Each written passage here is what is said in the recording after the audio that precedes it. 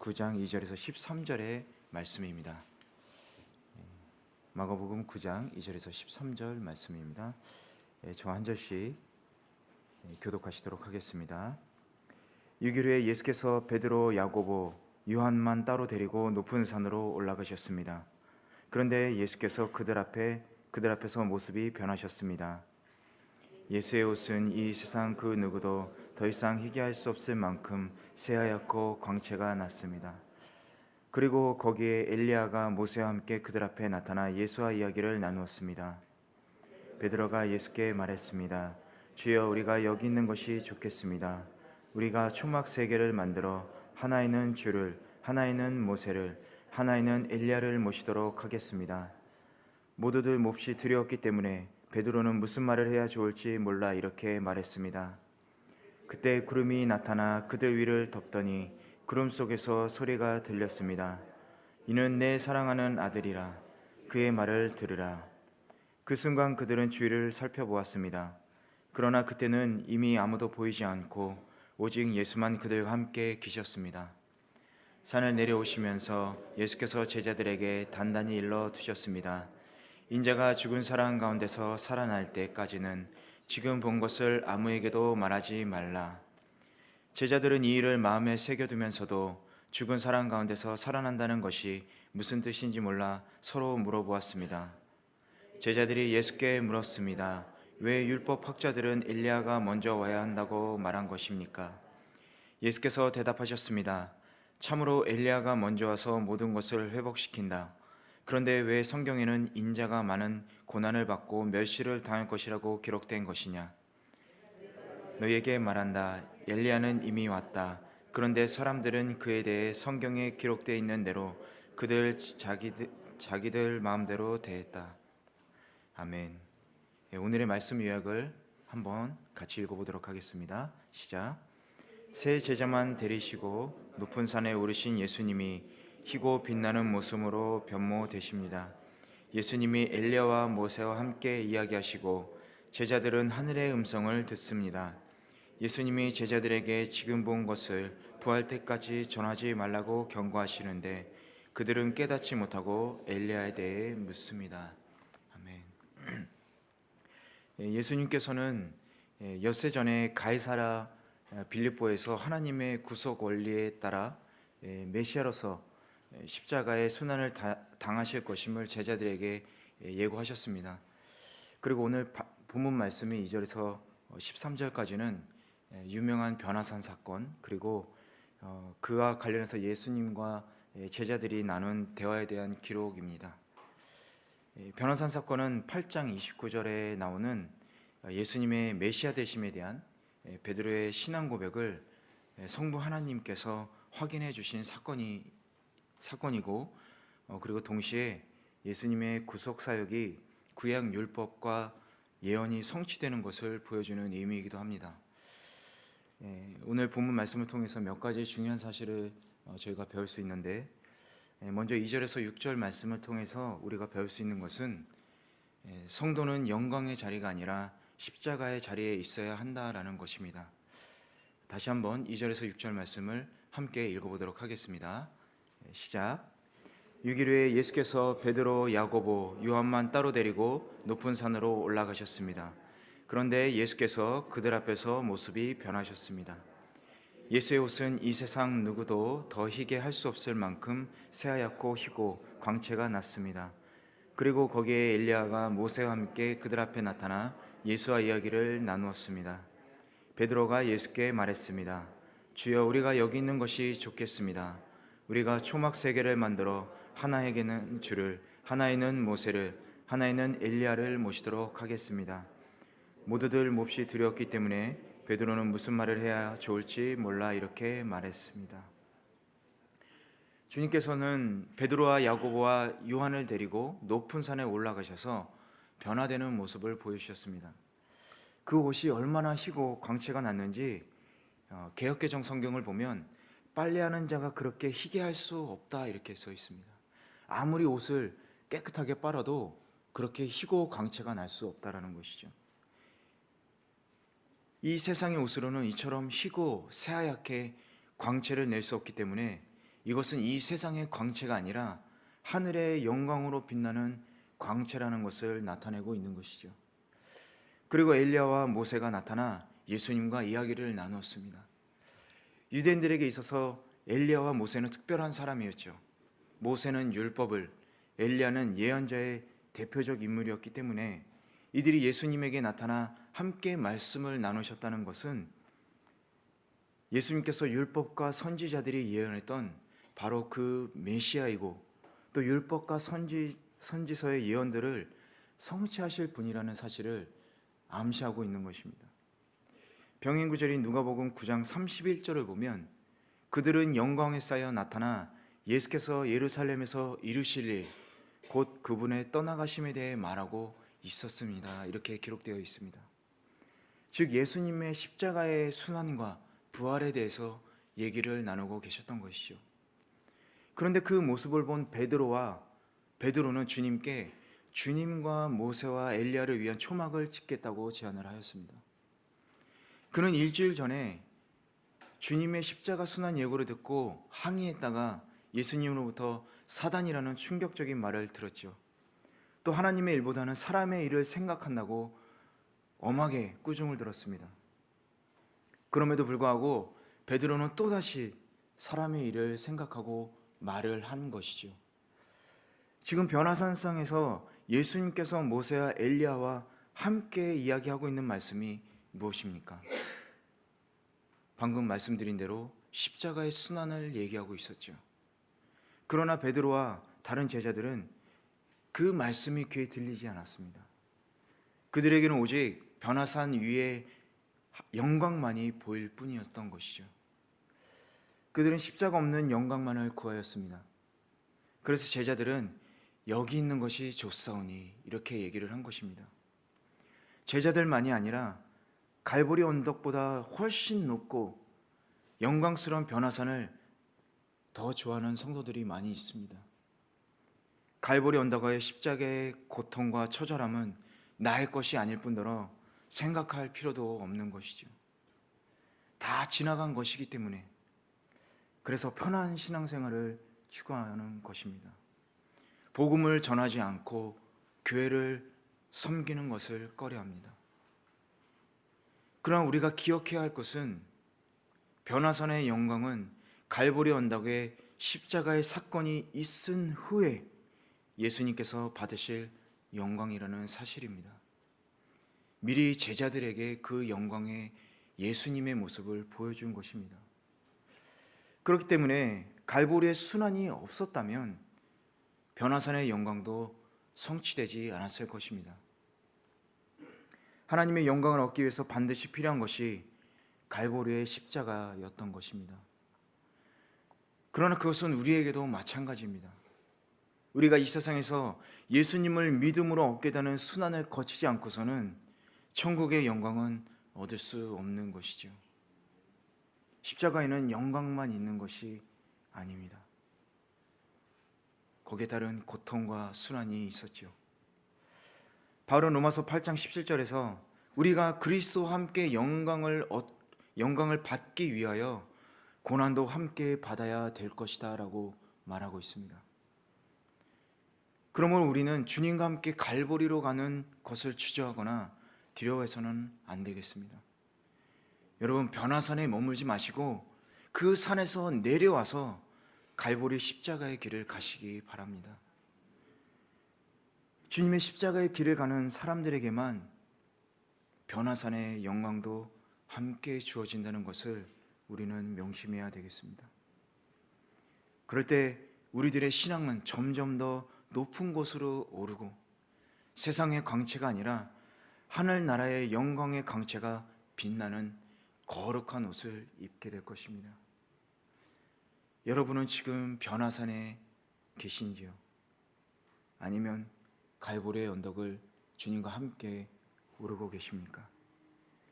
변화산이 아니라 갈보리 언덕의 영광을 받으시고 그 영광의 광채가 빛나는 거룩한 예수 그리스도의 옷을 입으시기를 바랍니다. 7절에서 9절을 함께 읽어보도록 하겠습니다. 시작. 그들 위를 덮더니 구름 속에서 소리가 들려왔습니다. 이는 내 사랑하는 아들이다. 그의 말을 들으라. 그 순간 그들은 주위를 살펴보았습니다. 그러나 그때는 이미 아무도 보이지 않고 오직 예수만 그들과 함께 계셨습니다. 산을 내려오시면서 예수께서 제자들에게 단단히 일러두셨습니다. 인자가 죽은 사람 가운데서 살아날 때까지는 지금 본 것을 아무에게도 말하지 말아라. 두 번째 우리가 배울 수 있는 것은 성도의 신앙의 초점은 예수님의 말씀을 듣는 것이다 라는 것입니다. 구름 속에서 들리는 소리를 듣고 제자들이 정신을 차려보니 예수님 외에는 아무도 보이지 않았습니다. 제자들이 초막을 짓고 섬기려고 했던 엘리야와 모세의 모습도 보이지 않았습니다. 두렵고 영광스러운 하나님의 구름도 보이지 않았습니다. 오직 예수님만이 그들 눈앞에 계셨습니다. 하나님의 영광을 받을 실체가 오직 예수님 한 분만이라는 것을 보여주고 있는 것입니다. 여러분, 우리가 섬겨야 할 대상은 모세도 아니고 엘리야도 아니고 바로 예수님이란 사실을 기억해야 하겠습니다. 그 영광의 실체, 하나님의 영광을 받을 분이 오직 예수님만이란 사실을, 모세도 아니고 엘리야도 아니고 예수님만이란 사실을 이 말씀은 보여주고 있는 것입니다.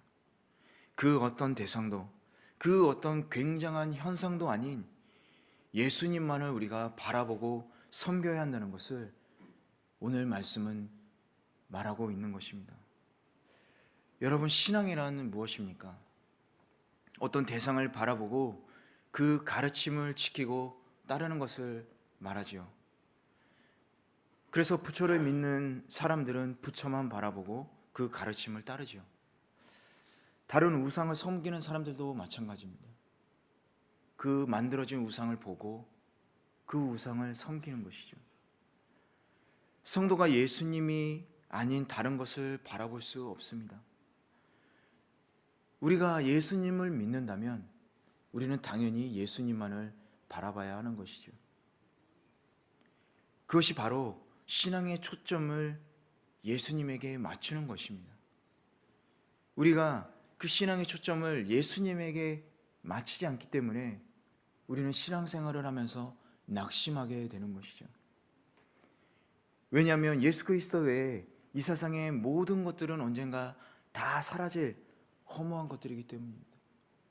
그렇기 때문에 영원히 계시는 예수님이 아니라 언젠간 사라지고 없어질 세상의 것들에게 초점을 맞추고 사람들에게 초점을 맞추면 우리들은 실망하고 낙심할 수밖에 없습니다. 왜냐하면 우리가 맞춘 초점의 대상이 없어지기 때문에 그렇습니다. 그래서 사도 요한은 요한일서 2장 17절에서 세상도 사라지고 세상의 정욕도 사라지지만 하나님의 뜻을 행하는 사람은 영원히 살 것입니다. 이렇게 말하고 있습니다. 그렇기 때문에 예수 그리스도를 믿는 저와 여러분은 예수님에게 초점을 맞춰야 하는 것이죠. 7절을 보면 이는 내 사랑하는 아들이다. 그의 말을 들으라. 이렇게 하나님께서 우리들에게 신앙의 초점을 가르쳐주고 계십니다. 그의 말을 들으라. 이 하나님의 명령은 예수님의 말씀에 제자들이 순종해야 된다는 엄격한 말씀이기도 합니다. 본문을 직역하면 너희는 그를 들으라 이렇게 써 있습니다. 엄밀히 따지면 원어상에는 말이란 단어는 써 있지 않습니다. 그것은 예수님의 입에서 나오는 말뿐만 아니라 행동과 인격적인 모든 것을 듣고 순종하며 따라야 하기 때문에 원어상으로 이렇게 써져 있는 것이죠. 성도인 저와 여러분이 예수님의 모든 것을 듣고 순종하며 따르는 삶이 바로 신앙의 초점을 예수님에게 맞추는 것입니다. 여러분은 신앙의 초점을 예수님께 맞추고 계십니까? 예수님의 전 인격적인 모든 것을 인정하고 그 삶에 초점을 맞추고 계십니까? 그렇다면 우리는 실망하지 않을 것입니다. 우리는 낙심하지 않을 것입니다. 우리는 예수님만을 바라보고 있기 때문에 그 예수님의 사랑과 그 예수님의 영광과 그 은혜를 언제나 체험하면서 기쁨을 누릴 수 있게 될 것입니다. 하나님께서는 예수님 외에 엘리야나 모세의 말을 들으라고 말씀하시지 않으셨습니다. 나의 사랑하는 아들, 그의 말을 들으라, 이렇게 말씀하셨습니다. 여러분, 예수님의 말씀을 들으시기 바랍니다. 오직 주 예수 그리스도만을 신앙의 초점으로 삼으시고 예수님의 모든 것을 듣고 순종하는 복된 성도들 되시기를 바랍니다. 마지막으로 10절에서 13절을 통해서 배울 수 있는 것은 부활의 진리는 오직 성령님으로 인해 깨달을 수 있다는 것입니다. 우리 다시 한번 10절에서 13절 말씀을 함께 읽어보도록 하겠습니다. 시작. 제자들은 이 일을 마음에 새겨두면서도 죽은 사람 가운데서 살아난다는 것이 무슨 뜻인지 몰라 서로 물어보았습니다. 제자들이 예수께 물었습니다. 왜 율법학자들은 엘리야가 먼저 와야 한다고 말한 것입니까? 예수께서 대답하셨습니다. 참으로 엘리야가 먼저 와서 모든 것을 회복시킨다. 그런데 왜 성경에는 인자가 많은 고난을 받고 멸시를 당할 것이라고 기록된 것이냐? 내가 너희에게 말한다. 엘리야는 이미 왔다. 그런데 사람들은 그에 대해 성경에 기록되어 있는 대로 그를 자기들 마음대로 대했다. 제자들은 주님이 예고하신 부활에 대해 깨닫지 못했습니다. 그래서 죽은 자 가운데서 살아난다는 것이 무엇인지 서로 물어보았던 것입니다. 그런데 인간적으로 생각해 보면 제자들이 부활의 진리를 깨닫지 못한 것은 당연할 수도 있습니다. 왜냐하면 아직 그들은 주님의 부활을 목격하지 못했고 또 성령으로 거듭나지 못했기 때문입니다. 정치적인 메시아로서 이제 로마군을 몰아낼 것이라고 생각했지 십자가에서 순환을 받으시고 죽으실 것이라고 생각하지 않았기 때문입니다. 그래서 13절에서 예수님은 엘리야다, 이미 왔다. 그런데 사람들은 그에 대해 성경에 기록되어 있는 대로 그를 자기들 마음대로 대했다라고 말씀하시면서 자신뿐만 아니라 엘리야가 세례 요한인 줄 몰랐다는 사실을 제자들에게 다시 한번 강조하면서 얘기하고 있습니다. 그런데도 제자들은 몰랐던 것이죠. 작년 12월 마지막 주일에 청년부 예배 때 저희 한 청년이 신앙이 없는 일본인 친구를 전도해서 데리고 왔습니다. 예배 후에 교회에 처음 나온 그 청년이 여러 가지를 저에게 질문했고 또 제가 답을 했는데 이 청년이 말끝마다 성경이 픽션이죠 라고 얘기를 하고 있었습니다.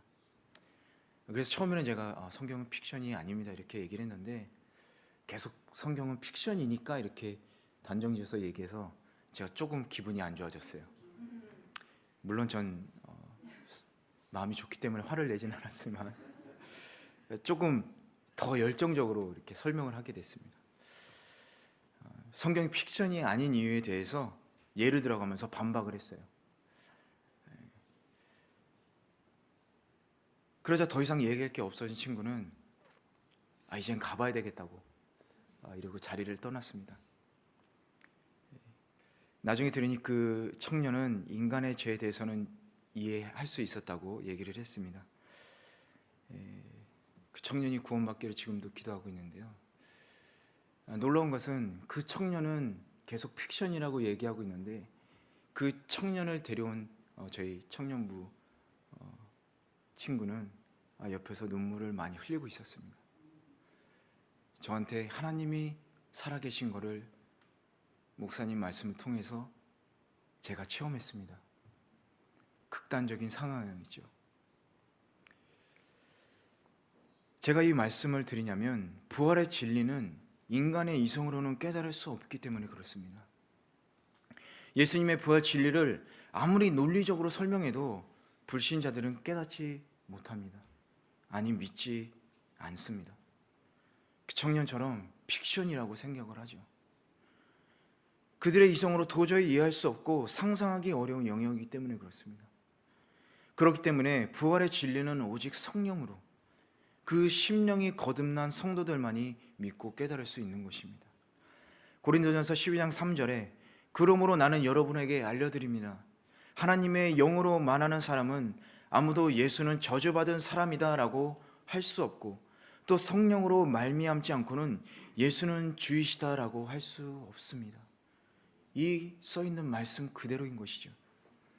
여러분은 주님께서 십자가에 못 박히신 후 3일 후에 부활하셨고, 또 나도 죽으면 주님처럼 부활할 것이라는 사실을 믿으십니까? 그렇다면 여러분은 성령으로 거듭난 하나님의 자녀들입니다. 할렐루야. 자신이 죄인에서 의인으로 거듭났는데 죽은 자 가운데서 다시 살아나는 일을 왜 믿지 못하겠습니까? 주님의 부활의 진리를 깨달을 수 있는 것은 성도에게만 주어진 하나님의 은혜입니다. 성령님의 선물입니다. 특별한 것이죠. 그렇기 때문에 성도인 저와 여러분은 이 은혜에 감사하고 부활의 소망으로 날마다 기쁘게 살아야 하겠습니다. 변화산상에서 제자들의 체험은 너무나도 놀랍고 신비로운 것이었죠. 지상에서 하늘나라의 영광스러운 주님의 진짜 모습을 보았기 때문에 그렇습니다. 그러나 그 체험만으로 제자들이 주님을 완전히 알기는 부족했습니다. 주님의 고난과 죽으심과 부활의 과정을 목격하고 체험한 후에 예수님의 영광의 실체를 완전히 깨달을 수 있었기 때문입니다. 우리들 중에도 개인적으로 주님을 체험한 분들이 계실 것이고, 아직 부활에 대해 확신이 없으신 분들도 계실 것입니다. 그렇다면 주님을 체험하신 분들은 더욱 신앙의 초점을 예수님께 맞추어서 그 믿음과 삶을 완전한 것이 되도록 힘쓰시기 바랍니다. 아직 확신이 없으시다면 예수 그리스도의 십자가의 사랑과 부활을 기억하고 성령님을 더욱 사랑하시고 간구하시길 바랍니다. 그러면 여러분 안에 이성과 상상력으로는 이해할 수 없는 가장 명확하고 확실한 증거로 여러분의 믿음과 부활의 진리를 확신할 수 있게 될 것입니다. 여러분, 성령님이 함께 하십니다. 우리들과 함께 하십니다.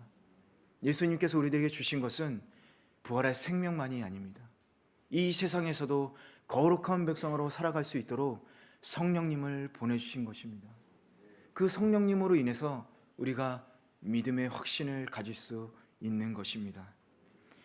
여러분, 예수님께 신앙의 초점을 맞추시고 성령님을 사랑하시기 바랍니다. 올해 오늘의 교회 표어처럼 성령의 바람이 불어서 저와 여러분이 성령님으로 인해 충만해지고 변화되는 2019년 새해 되시기를 주님의 이름으로 축복합니다. 우리 함께 기도하시겠습니다.